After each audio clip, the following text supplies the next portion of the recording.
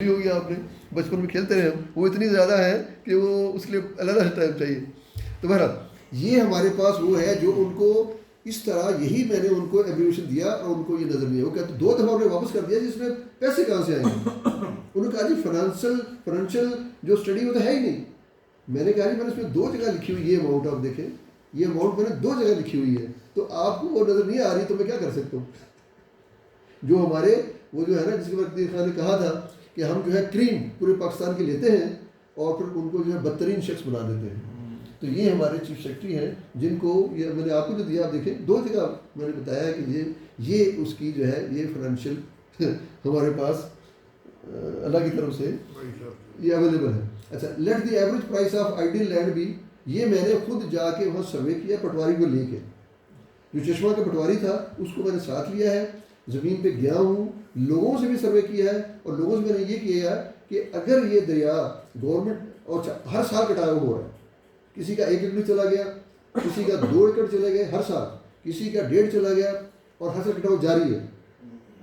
और जो ज़मीन दरिया के ऊपर है बंद के साथ मतलब, तो उसकी प्राइस जो है वो उससे वो 1.5 टाइम कम है जो वहाँ से 3-4 किलोमीटर दूर है।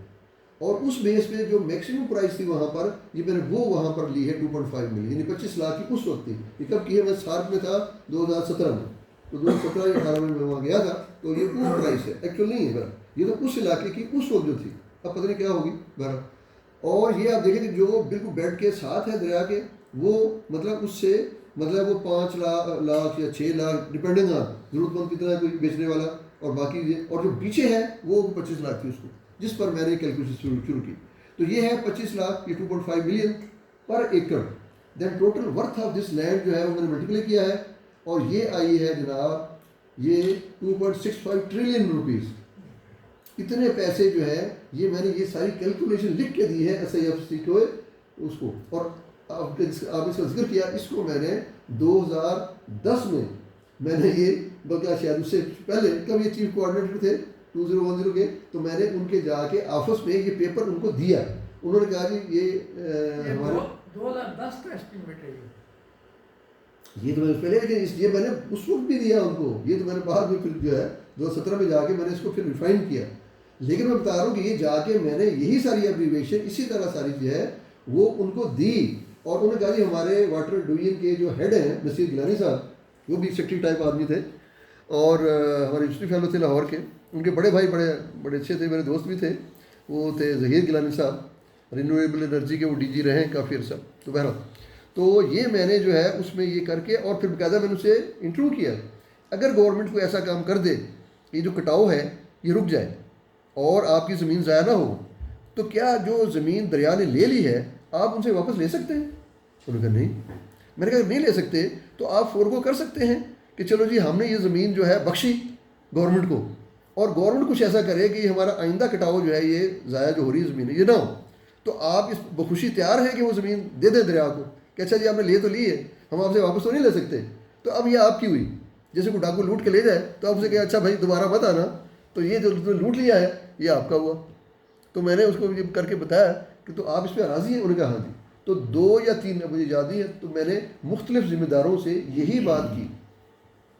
तो ये था मेरा बेसिक मतलब ना, लिटरेचर सर्वे इसको कहते हैं ना, तो दिस वाज माय लिटरेचर सर्वे कि ये लैंड जो है वो लोग देने के लिए तैयार हैं, अगर हमारे जो है ना वो ऊपर जो MNA टाइप उनको मिस यूज़ ना कर लें, ठीक है ना, कि नहीं नहीं नहीं नहीं इतना सोना निकल रहा है वो कौन लगेगा है, वो सोना में रह जाना बरा।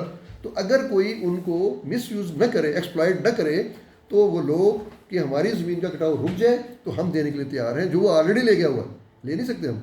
तो बहरहाल दिस इज़ व्हाट, अब हमारे पास ये इतनी ज़मीन जो है और इस इतना 2.65 ट्रिलियन रुपीज़ वो कहते हैं व्हाट द पैन है। तो ये जो है ऑप्शन के ज़रिए जो है गवर्नमेंट इसको ये पैसे ले सकती है जब चाहे। अच्छा, अब आगे मैं आऊँगा इसके कि इसकी वर्थ क्या होगी। वो 25 लाख वाली नहीं होगी। क्यों?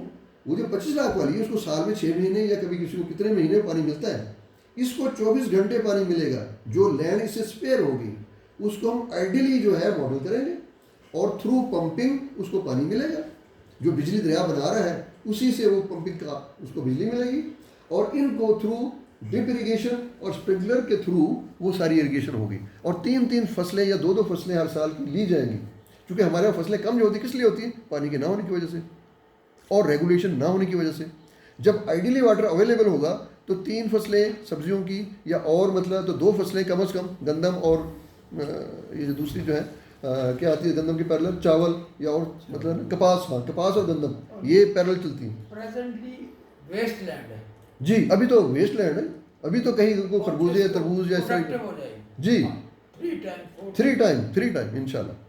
तो ये उसका अच्छा। अब इसमें क्या होगा कि total volume water that can be stored इस दरिया में वो कितना होगा? 14.1 मिलियन मीटर क्यूब, जो किसी बड़े से बड़े डैम के बराबर है। ये जो रिजर्वायर जो रिजर्वायर है जी, प्लान किया था कालाबाग जी, जो प्लान कालाबाग का डैम प्लान किया था वो मुझे याद नहीं अभी, नहीं मैंने उस पर शो किया, लेकिन ये किसी बड़े डैम का कंपेरिजन है, वो उनसे वो भी लिया जैसे उनका वो भी लिखा होगा कहीं। तो बहर ये इतना पानी जो है ये हमारे पास स्टोर हो सकता है इंडस में, जो कि सारा साल अवेलेबल होगा, जो कि डीपन कर रहे हैं जी जो नया बना रहे हैं। नहीं नया नहीं बना रहे। हाँ जब ये दरिया अपनी इस शक्ल में जो हम चाहते हैं जब इस शक्ल में आ जाएगा तो उस वक्त इतना पानी उसमें स्टोर्ड होगा, सारा साल अवेलेबल रहेगा, ठीक है ना। अच्छा अब ये इसमें कि ये इसमें ये वाटर भी होगा और स्टोर भी होगा, दोनों चीज़ें होंगी, दोनों चीज़ें होंगी।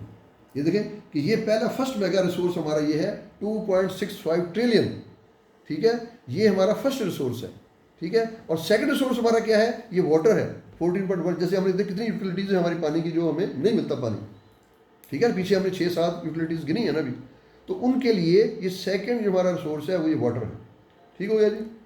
अब आगे चलते हैं। This water can be available for agriculture round the clock whole year for the land spread by the river. More over amount of wheat produce in the land spread by the river, जो land भी spread हुई है हमारे पास उसमें कितनी गंदम पैदा होगी ये मैंने एवरेज ली है जो उस इलाके में होती थी पूछ के लोगों से, तो वो इतनी है जी कि मतलब जो है ना 2000 kg के एवरेज जो है इतनी गंदम वहाँ जो है वो हो जाती है। लेकिन इस लैंड में होगी वो इससे ज़्यादा होगी, इस लैंड में होगी जो उससे ज़्यादा होगी, तो उन्हें जो पानी मिलेगा उसको वो रेगुलेटेड होगा, जब जितना चाहिए होगा उसको अवेलेबल होगा। तो वो फिर जितना अमेरिका में हिस्सा होती है कि 80 मन या 90 मन वो उस तरह होगी फिर वो, ठीक है ना, ऐसी नहीं होगी। तो बहरहाल ये हमारा ये थर्ड रिसोर्स था। ये इतने केजी हमें गंदम मिलेगी, ये देखिए कितनी है, ये 2120164,000, ये इतने केजी जो है ये नीचे आइए, नीचे 2.12 मिलियन टन, ये मिलियन टन है, ठीक है ना। वो जो कभी कभी मंगाते हैं वो पता नहीं कितनी होती है मुझे याद नहीं है, बहरहाल वो भी मिलियन टन होती है या क्या होता है आई डोंट नो। बहरहाल ये इतने मिलियन टन आपको वो जो स्पेयर्ड लैंड है उसमें से मिलेगी। आगे फोर्थ रिसोर्स। अच्छा ये है जनाब कॉटन, क्योंकि गंदम जब आप काट लेते हैं तो फिर उसमें काटन आ जाती है, और काटन की जो एवरेज है मैंने उस इलाके में जो थी पूछ के उनसे वो लिखी है, और ये देखिए ये कितनी है 1 मिलियन टन। 1 मिलियन टन जो है काटन आ गई जो दरिया में से निकलेगी, तरबूज नहीं निकलेंगे, ये काटन इतनी निकलेगी। अच्छा फिफ्थ रिसोर्स हमारा क्या है, इसमें तरबूज निकल रहे हैं उसमें से जो मेरे नॉलेज में। फिफ्थ रिसोर्स क्या है कि एरिया ऑफ रिवर इन एकड़ जो है वो 4000 जो है पर केजी जो है एक एवरेज जो फिश से मैंने पूछा है वो उनका जो एक स्टैंडर्ड जो है कि 4000 या 4 टन केजी फिश जो है वो 1 एकड़ में होती है जो ये फार्म वगैरह बनाते हैं। अच्छा वो एक कन्फाइंड होता है, लेकिन ये तो चल रहा है, पानी चल रहा है, इसमें ज़्यादा पैदा होगी, उसकी प्रोडक्शन ज़्यादा होगी क्योंकि फ्रेश वाटर है और उसकी फिश की क्वालिटी भी अच्छी होगी और प्रोडक्शन भी ज़्यादा होगी उसमें, और नेचुरल फूड भी है उसमें, क्योंकि पूरे कहाँ से गिलगत से पता कहाँ से क्या लेके आ रहा है अंदर फूड, तो वो सारी फूड उसको अवेलेबल है। तो बहर इतनी फिश जो है इसमें ये हमें मिलेगी, ठीक है ना। और ये कितनी 1.4 मिलियन टन फ्रेश फिश ये भी हमारे, और मेरा ख्याल है कि अगर ये हो जाए इंशाल्लाह तो सबसे सस्ती जो चीज़ होगी फिश होगी इंशाल्लाह पाकिस्तान में। Sixth resource keeping in view the Chashma hydel project, width is 11.28 metre, height with 5 metre hydraulic head, जो हमने मियाँ वाली की पॉइंट पर देखा, ये हमारे पास एक मॉडल है जो अवेलेबल है। क्रिएटिंग 12 मीटर हाइट, कि हम सारे आगे को बनाएं तो जहाँ 12 मीटर आ जाए हेड हमारे पास वहाँ हम एक बना दें, ठीक है, और 200 मेगावाट उसमें बिजली बनेगी और एलिवेशन ऑफ चश्मा कितना है 185 metre. Total number of steps 12 metre के कितने बन गए 185 डिवाइडेड बाई 12 15 हो गए।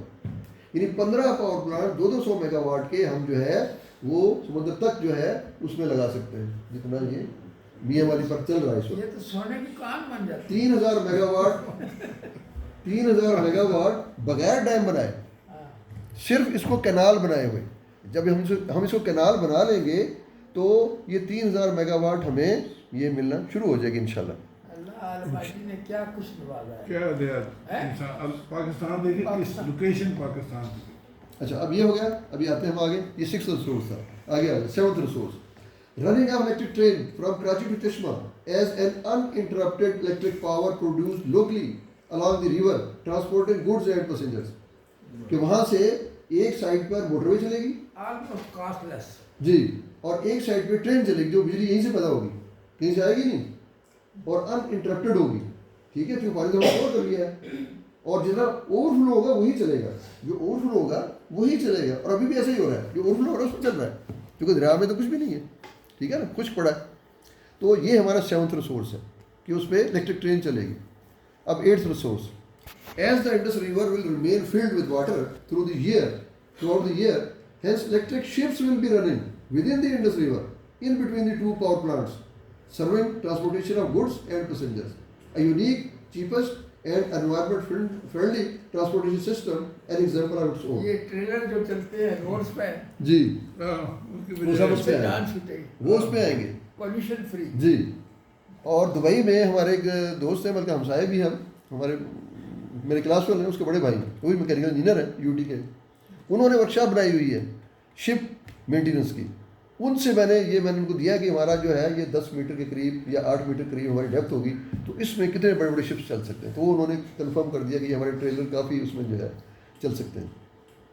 तो ये मतलब नेक्स्ट मतलब ट्रांसपोर्ट बड़ी आसान, ट्रांसपोर्टेशन बड़ी, पैसेंजर्स की भी और आसान और कास्ट की कास्ट कम कास्ट में, बहुत कम कास्ट में। जी, वो तो डिपेंड करता है ना।